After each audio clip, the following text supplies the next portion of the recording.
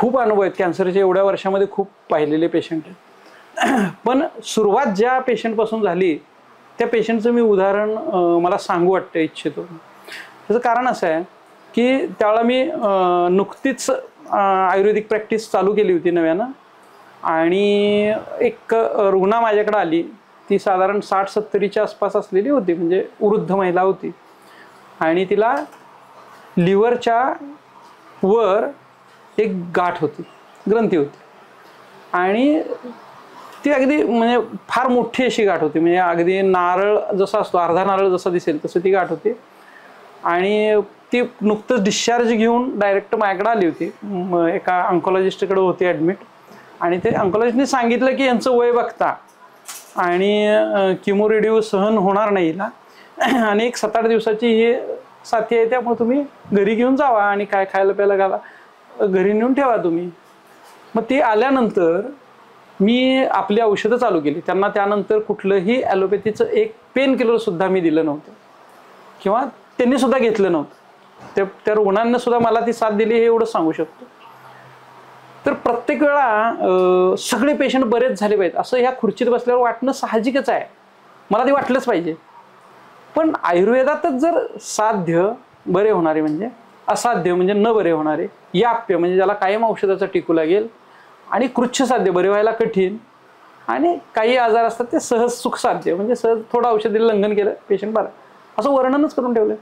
तर संनिपातिक आजार घेऊन म्हणजे वातपित्त कफ सगळं बिघडलेलं होतं, धातू बिघडले होते. अशा परिस्थिती रुग्ण आल्यानंतर मी त्यांना बाहेर बसवलं, आणि अगोदर त्यांच्या मिस्टरना सांगितलं की बाबा तुम्ही म्हणताय ते बरोबर आहे की 7 दिवस म्हणतात, पण मला असं वाटत नाही हे जास्त यापेक्षा जगतील. फक्त तुम्हाला मी सांगतो ते फॉलो करावं लागेल, त्याची तयारी असेल तर आपण ट्रीटमेंट चालू करूया. कारण का तुम्हाला हे स्पष्ट माहीत पाहिजे की ही रुग्ण 100% वाचून अगदी नॉर्मल होईल असं मी सांगू शकणार नाही. बरोबर. तर हे सांगून मी त्याला चिकित्सा चालू केली. औषधं चालू केल्यानंतर मग तिच्या पेन कमी आल्या, तिला अगदीच चालता येत नव्हतं किंवा हे करता येत नव्हतं. मग ती म्हणजे पहिल्यांदाच दाखवायला गाडीतून कशी तर माझ्यापर्यंत आल्या होत्या. कोणता कॅन्सर झाला होता? ह्याचा ट्युमर होता तो ह्याचा लिव्हरचा. तर लिव्हरचा म्हणजे लिव्हरच्या वरच्या बाजूला होता, लिव्हरमध्ये नव्हता आत. तर ती रुग्ण नंतर मला घरीच व्हिजिटला जायला लागले, इतकी बेडरिडन होती. तर ज्यावेळेला ती गेलो घरी त्यावेळेला बघितलं की ते निश्चेष पडून असायचे आणि तिला वेदना खूप असायच्या. औषधं चालू केल्यानंतर मग वेदना हळूहळू कमी यायला लागल्या तिच्या. कमी आल्यानंतर ती ग्रंथी तिथून काढून टाकणं खूप गरजेचं वाटत होतं मला. पण ऑपरेशन तर आपल्याला करायचं नाही, हे आपण ठरवलं होतं की याला ऑपरेशन आता शक्य नाही आहे लावणं. तर मग आयुर्वेदातली ज्या ग्रंथींची चिकित्सा आहे ती आपण चालू केली. त्यात पस सारखं दिसायला लागल्यावर मग विध्रदीची चिकित्सा चालू केली, आणि त्या चिकित्सेमुळं तो विध्रदी एक दिवशी मी रत्नागिरीला व्हिजिटला निघालो होतो आणि मला त्यांचा कॉल आला की ते फुटलंय म्हणून, पण ते प्रॉपर वाहत नाही आहे, तेवढं त्यातनं बाहेर पडणं झाले. मग मी सांगितलं की एक औषध तुम्ही दवाखान्यात जाऊन घेऊन या, आणि मी फोन करून सांगितलं की दवाखान्यात हे औषध त्यांना तयार करून द्या, आणि ते चूर्ण त्यांनी दिलं दवाखान्यात माझ्या. तर त्याचं वर्णन करतानाच असं आहे, त्या गणाचं वर्णन आहे वरुणादी गणाचं, की जर एखादी विध्रदी आहे तर ती भळाभळा वाहायला पाहिजे असेल तर हे औषध द्या, सगळं निचरावून जाईल. आणि मी दुसऱ्या दिवशी परत येऊपर्यंत ती जखम पूर्ण वाहून गेली होती. तिथला पूर्ण तो ग्रंथी जसं एखादं ऑपरेशन केल्यानंतर गाठ काढून बाजूला ठेवावी तितक्या सहज ते पडून गेलं होतं, आणि इतका मोठा तिथं ती जखम होती की त्याच्या आतनं लिव्हर पूर्ण दिसत होतं. श्वासाचा आवाज, त्या फुफ्फुसांचा आवाज त्या जखमेतून बाहेर येत होता, इतकं मोठं.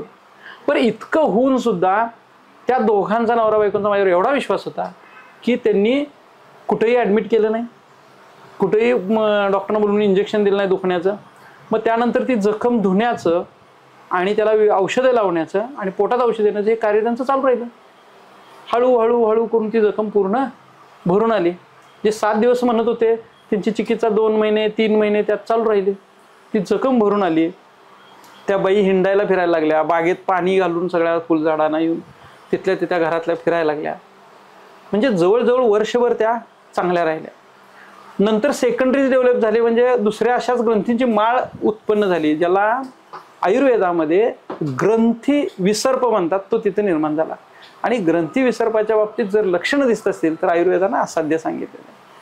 आणि त्यामुळे ते पेशंट जाणार हे मला माहीत होतं.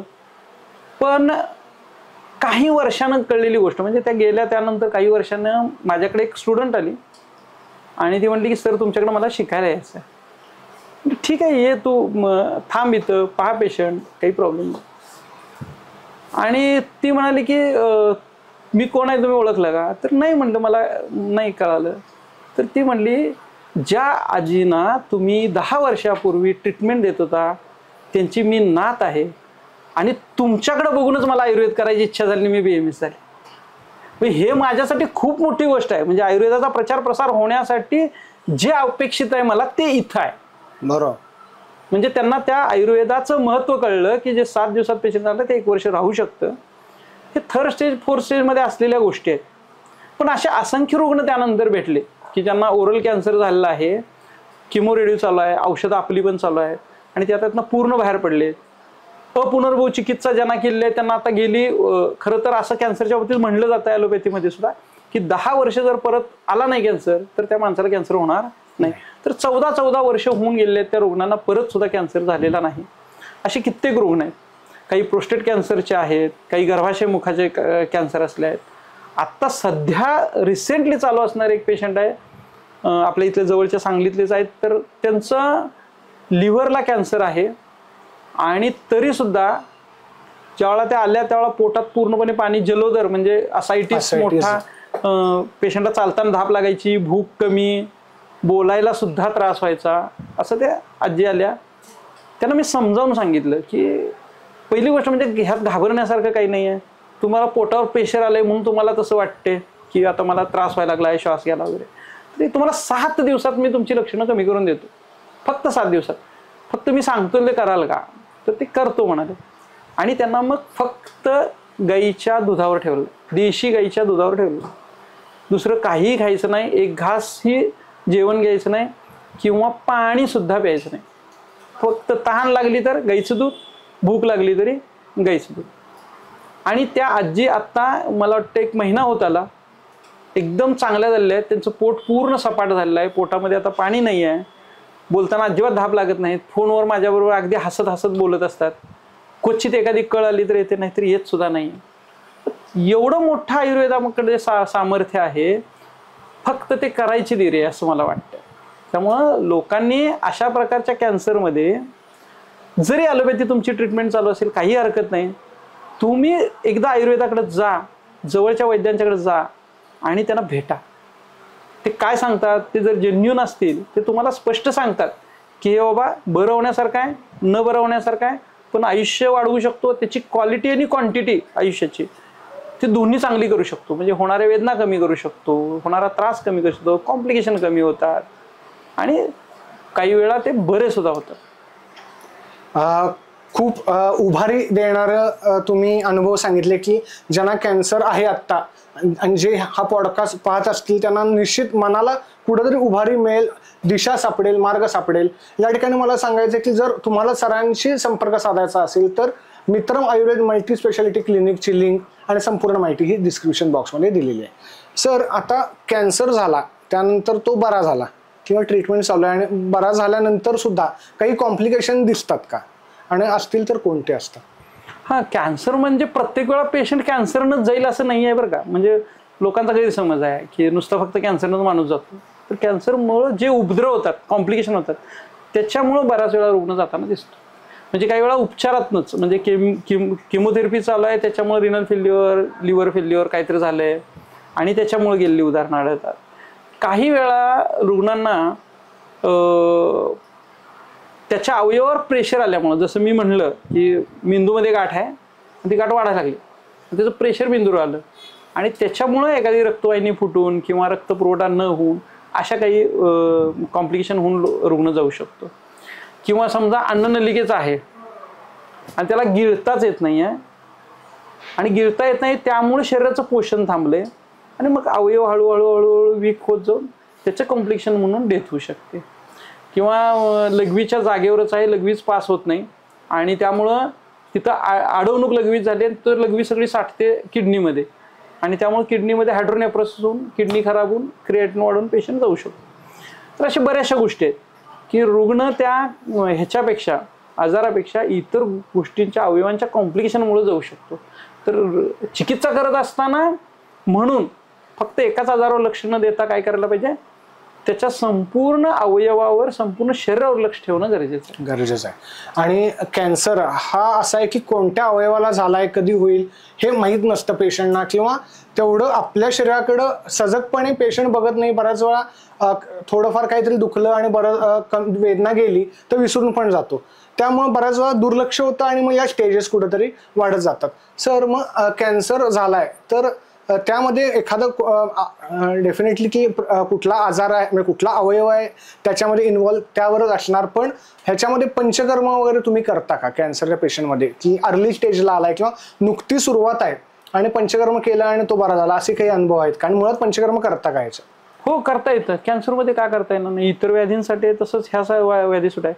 कारण हे शेवटी टॉक्झिनच शरीरात जमलेले आहेत ना. तुमच्या शरीरामध्ये वातपित्त कमी वाढतात म्हणजे काय होतं की शरीरानं जे काही आहार घेतलाय त्याच्यावर जी प्रक्रिया झाली, ती प्रक्रिया झाल्यानंतर जो डेब्रिज म्हणजे जे खराब माल आहे तो शरीरात बाहेर पडायला पाहिजे, तो न पडता साठून राहिलाय म्हणजे तुमचे टॉक्झिन्स. तर ते टॉक्झिन नष्ट व्हावेत म्हणून जसं औषधं आहेत तसंच पंचकर्म सुद्धा आहे. वमन म्हणजे उलटीनं दोष बाहेर काढणं, विरेचन म्हणजे पोटात औषध देऊन जुलाब करवून घेणं, बस्ती म्हणजे संडाच्या मार्गानं इनिमा दिल्यासारखं औषधं देऊन त्यातनं संडास मार्गे बाहेर काढणं, नस्य, शिरोधारा, रक्तमोक्ष, हे सगळे शरीरातनं बाहेर टाकण्याचे मार्ग आहेत की त्या अवयवातनं ते डेब्रिज सगळं बाहेर काढणं. त्यामुळे असे पंचकर्म केलेच जातात. आता हे असायटिसचं मी जे पेशंट सांगितलं, काही काही वेळा त्यांना विरेचन सुद्धा करावं लागतं. तर विरेचनाचा खूप चांगला, कारण त्यांना नित्य विरेचन सांगितले. त्या पेशंटला तर रोज पाणी बाहेर काढण्यासाठी सतत जुलाब करवून त्यांचे वारंवार घ्यायचे आहेत. त्यामुळं तो सुद्धा चांगला पर्याय आहे की आपल्याला पंचकर्म केलं तर लवकर रिझल्ट मिळतात. त्यामुळे असे पंचकर्म नेहमी चालू असतात. सरांनी आज कॅन्सरबद्दल आणि मूळ कॅन्सरची लक्षणं काय असतात, अवयव तुमचा कोणताही इन्व्हॉल्व असून दे, पण वजन कमी होणं, भूक मंदावणं, या ज्या गोष्टी आहेत ही लक्षणं आपल्याला बऱ्याच वेळा साधी वाटतात, पण रुग्णांनी सुद्धा सजगपणे त्याकडे बघणं, जंक फूडचं प्रमाण हल्ली वाढते ते टाळणं, त्यानंतर केमिकलयुक्त आहारविहार न करणं, तंबाखू टाळणं, या बऱ्याचशा गोष्टी आहेत. या जर तुम्ही टाळल्या आणि स्वतःच्या आयुष्याकडं शक्यतो जेवढं हेल्दी आहे ते कसं करता येईल, आपलं दिनक्रम, आपला आहारविहार किती चांगला आपल्याला स्वतःहून ठेवता येईल याकडे जर बघितलं तर हा कॅन्सर किंवा कॅन्सर नावाची जी भीती आहे आणि कॅन्सर नावाचा जो आजार आहे हा आपल्यापासून आपण दूर ठेवू शकतो. सर, तुम्ही आजच्या या पॉडकास्टला वेळात वेळ काढून आलात त्याबद्दल पुन्हा एकदा तुमचे आभार. आणि मला व्ह्युअर्सना सांगायचे की यापूर्वी सुद्धा आपण अनेक विषय घेऊन या चॅनलवर आलेलो आहे. त्याच्यामध्ये डेंटल इम्प्लांट आहे, दाट किडनी आहे, liver cirrhosis, fatty liver, diabetes यासारख्या अनेक विषयांवर आपले पॉडकास्ट झालेले आहेत. तर लगेच जाऊन ते बघा आणि आजचा हा विषय हा तुम्हाला कसा वाटला ते देखील कमेंट बॉक्समध्ये कळवा आणि पुन्हा भेटूया आपण पुढच्या पॉडकास्टला. धन्यवाद.